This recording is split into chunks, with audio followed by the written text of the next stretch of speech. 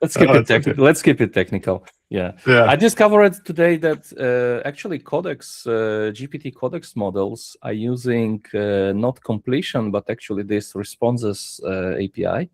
Yep. And do we have support for that? I don't think we have that. We do, I think, because no, we don't. We don't. We don't. I lied. We don't. Because I was running my Pygo little coding agent, and I was trying to test it with our like internal Azure and codex models, and I found that it's not working. Then I was like checking why, and then I found that it supports only the responses. So I added this. I added these responses to codex and stuff like this, but because it's like a stateful, it's not stateless. It's like in completion, you actually send in all the time all the array of things, but in this bloody responses, you actually assume that you have ID of your previous session or previous interaction, and you send in it again. And basically, it persists on the OpenAI side by default. It's starting to persist everything, which is kind of also security and privacy issue in a way, because it persists something, and then you cannot delete it, or they forgot to delete it. It's a tricky one. Oh, Dimitro, don't. They're doing it anyway. Don't even. Yeah, I know. No, don't worry. No worries. I completely understand that they are doing it anyway, but it makes the interaction with this codex model terrible, because first of all, it stops for some reason without kind of idea, like it doesn't want to continue because of something. It doesn't see tools. So I don't know. I ask it, do you see tools? Yes, I see tools. Do you see everything? Yes. Why you stopped? I don't know. I stuck in the conversational loop and I don't want to continue. Whatever. Like, what's going on? When I switch to regular completion, everything just works. Like you can work, you generate files, all tools, everything works. You go to this codex, it's a very special model. I looked even on the prompt guiding to see did I miss the magic word for the right. I don't know. It's Did you use? I think Codex also uses the WebSocket under the hood. I don't know. I need to check more about it, but it's like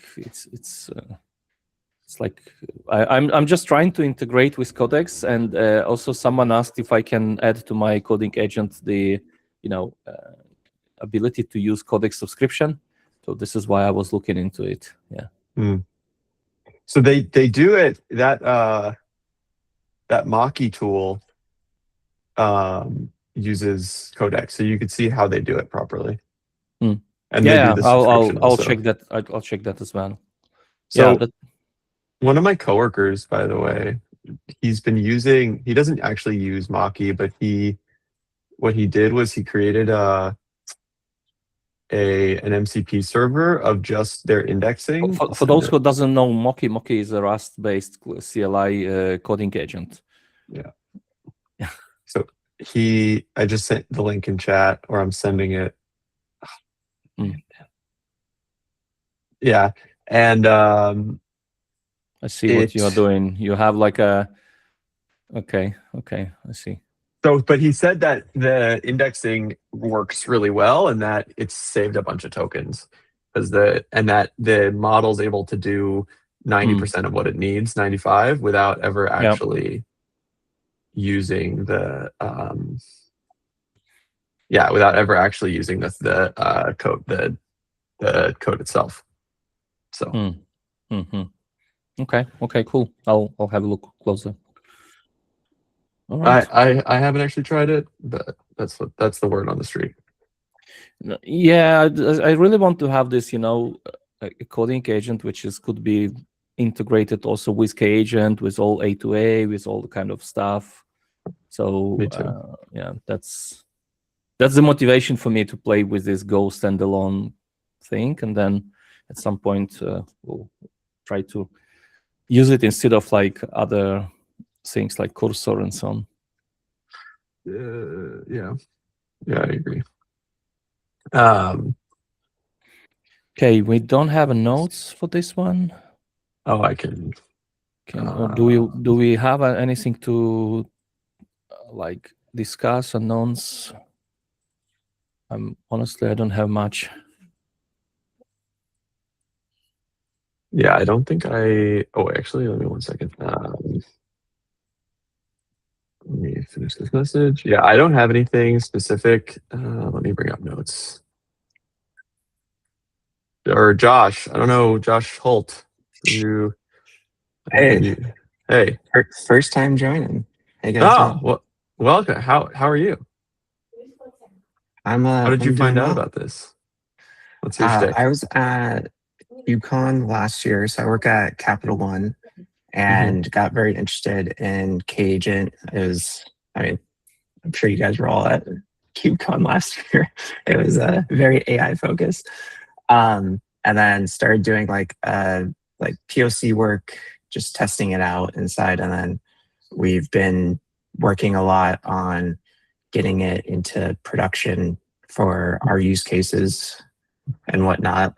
So I've been starting to contribute. A couple other people on my team were also contributing and whatnot. Oh, so But, you're yeah. you're Jay Holt, or Yeah. you're the turtle. Yeah. Yeah. Okay. Cool. Good to put a face to a name. Awesome. Well, welcome. Is there? Yeah. I mean, we clearly don't have much going on today. So, is there anything you want to discuss, or any PRs that you want to bug me to review, or anything?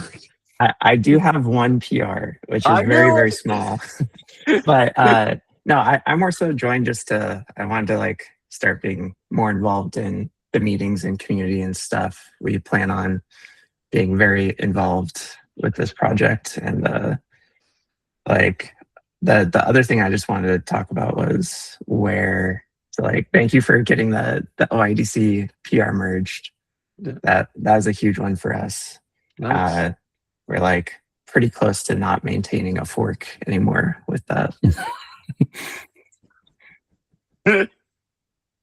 What? Yeah. So, I mean, By that's the awesome. way, that's a very good connection, because I wanted actually to know when we have end of betas and we switch to 0.9 stable. Oh, yes. I think we're good now. I'll do some more smoke testing, and then I can cut it. Because this was like you said, like internal forks, and it reminded me that I have a bunch of things waiting for the 0.9, and then we want to rebase on top of that. Yeah. I'll try and get that done today. See, yes. Okay. All right. Yeah, I'll make sure that gets done today. Okay. So hopefully we can cut the online out today.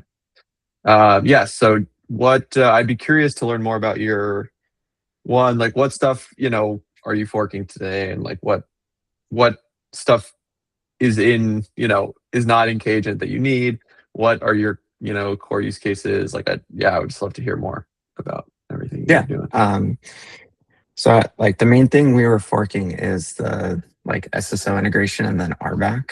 I think with the SSO integration, I'm like okay with giving up our RBAC stuff because I really didn't like how it was implemented. And I guess just like on that note, I'm curious where that is from like the open source perspective. I think I've seen like a couple of issues. I don't know if you guys discussed it with like the SSO stuff now being in. Yeah, so I think that there is a,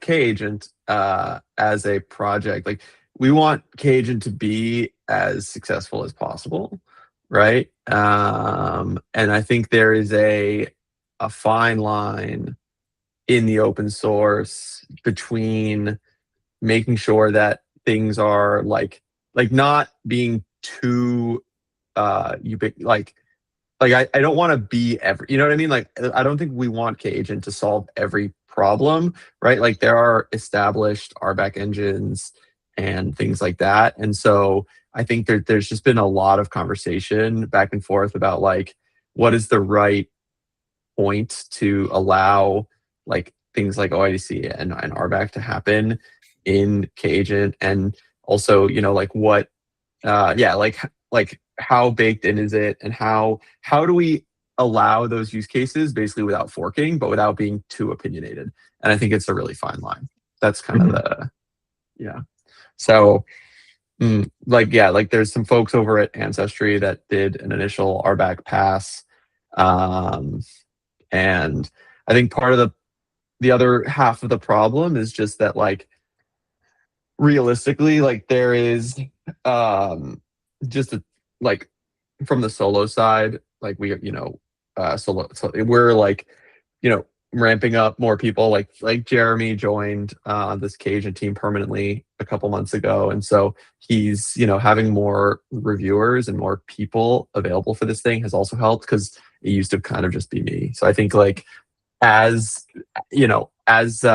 more and more folks get ramped up on different sections of the code base and things, like, it'll hopefully naturally move faster. And of course, as we get more and more users and things like that, and if you want to, I think if you want to provide a little outside pressure, that also probably wouldn't hurt. When I everyone has a boss. Let's just say that.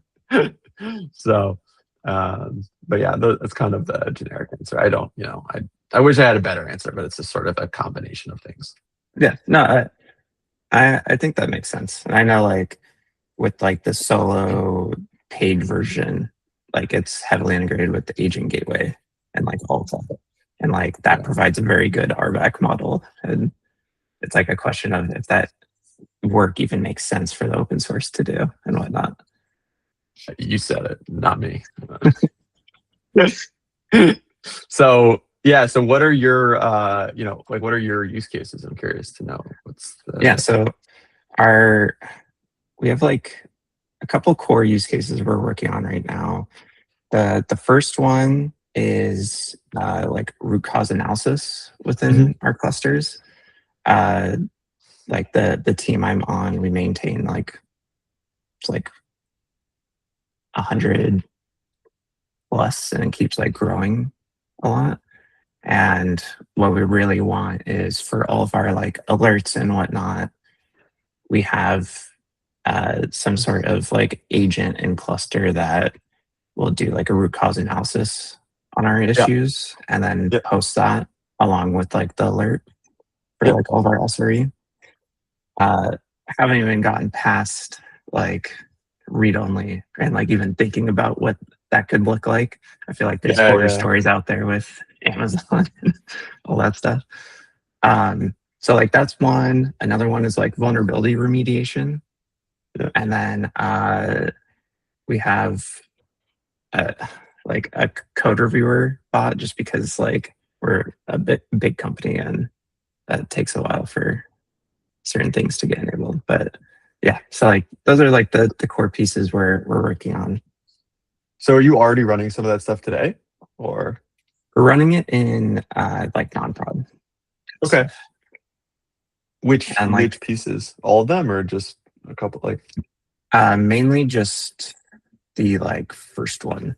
We're like still like proving it out, making sure like the goal is to not have a fork for when we get this promoted and like fully approved and whatnot. So that's where like a lot of my PRs have come from, and then like a couple other people have been shooting a lot of like vulnerability related things and skill stuff. Who else is on your team? Jason, literally like Jason, like Jason MP8 or whatever. Yeah. Oh, thank God. Okay, I thought that was a bot. All right, I got you now. Okay, you tell me the people who are on your team, and I'll make sure to pay. Like, because if I know that these PRs are coming from, you know what I mean? Like, now that I have a face to a name, like if I know that these PRs are coming from people who are actually looking to run this shit in prod, right? That's very different than like some dude who's trying to add this. You know what I mean? It's just it's a different thing. So if exactly. And so okay, so Jason, is there anyone else, or is it two of y'all? Sam Skelton. What's It's the like his username is Sam Skelton one. Okay. That's the PR that I'd like for you to review. Very, very small. Sam. That's Spelled Sam actually wrong. cool. That's You have so incredible. many people contributing. Yeah. Oh, this one, the Yeah. dereference sim links when copying get skill subpaths. I got you. Okay. By the way, just a question: which models do you use when you do inference? Which provider? We've been using the like various Claude models mainly. Mhm. We've tried different ones with varying success. Varying meaning no success. Okay. Which one, like Opus or? Yeah, mainly Opus now. Yeah. Cool. Yeah, that's awesome. Yeah, we'll definitely, let us know. Yeah, I'll definitely make sure to pay attention to y'all's PRs. Yeah, I So- appreciate that. So you're using, okay, so you're making heavy use of skills. I'm curious, like what parts of Kagent are you using? What parts are you using? What things are working? What things do you want improved? Yeah. Yeah, we're making use of pretty much everything but the MCP stuff. So like we're building our own agent image right now. The main reason for that is our access to models is a bit unique in that it's not just like a API token that we can like mount as a secret. There's like a full on like OAuth flow we have to go Yeah. through. And so like there's like that and a couple other like unique things that make us just like not use the declarative model. Yeah. But besides that, like we're still building the image off the Python ADK. Yeah. Like base image. What other things besides the model config? I guess what do you mean besides? Well, you Like said that there we're was not using? no that you're having to build the image for. I'm just curious, like what sorts of things are missing that you need to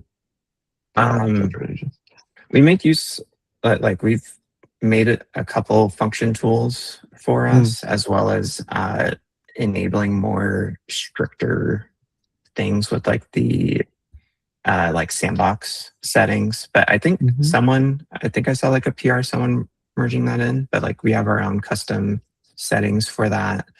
And then there's some like security concerns around running as like privilege and certain ways those like tools have been working. And that like a lot of what I've contributed is like trying to fix that in the upstream where it's like the like the EMVs when running the bash tool and like stuff like that. That was bad. That was that was not good. Yes. So like as we're like finding stuff, I don't know about like the model config. I guess you tell me if you'd like that contributed as like an option. It kind of depends what it is, right? I don't want to get too specific in our code. I think the model that we've taken with stuff like that is kind of where we see something like Agent Gateway really coming into the picture. Because like for me personally, I would rather deploy Agent Gateway than build my own agent. But also like, totally, on you. You know what I mean? Like that's why we do BYO though. So it's like it's, dealer's choice. Like and yeah, so what flow is it? I mean, is it is it kind of a crazy flow or is it just a standard OIDC? I mean, it's pretty standard like OIDC flow for it. And then like we took a look at Agent Gateway, and I think like for right now, it's not the right thing for us, mainly because like to get this all approved, that's like an additional consideration kind of stuff. Yeah, totally fair. The other thing I'm curious is if you've looked into the Go ADK at all. I have a little bit. The thing that made me not want to use it is, and this is more so, I just wasn't as part of my contributions with the skills. Is Yeah. like I think the functionality is not 1-for-1 yet. Yeah, we're working on that. So the plan is to have it actually 1-to-1 and default by the next minor. And default. So default, yes. Because I don't know if you saw my blog, like the size of the binaries, the performance, everything is just like 10x. So there's really like, unless you need specific Python stuff, there's just no need. And also another reason, like Python, usually library versions are a little bit behind if you compare it 1-to-1. So it was not only that, but also like some different small things, and then you discover it on this MCP integration or on different bugs. Gotcha. Just Yeah, FYI, I'll take a look Josh, at that. I don't know if you were here for this part, but I am waiting on an Xfinity tech. So when he shows up, I'm probably going to have to drop. But anyway, okay. That, yeah, one second. Okay. Hello? Yeah.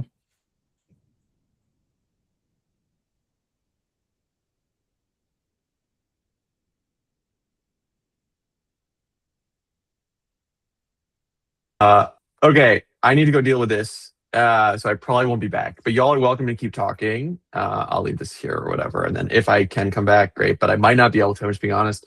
So Josh, it was super great meeting you. I will review that PR. If you need any, like if there's specific things that are more important, like I would love to get you to prod. So like, let's work, like reach out on Discord or whatever. Happy to help. Yeah. And I'll be joining these meetings more often.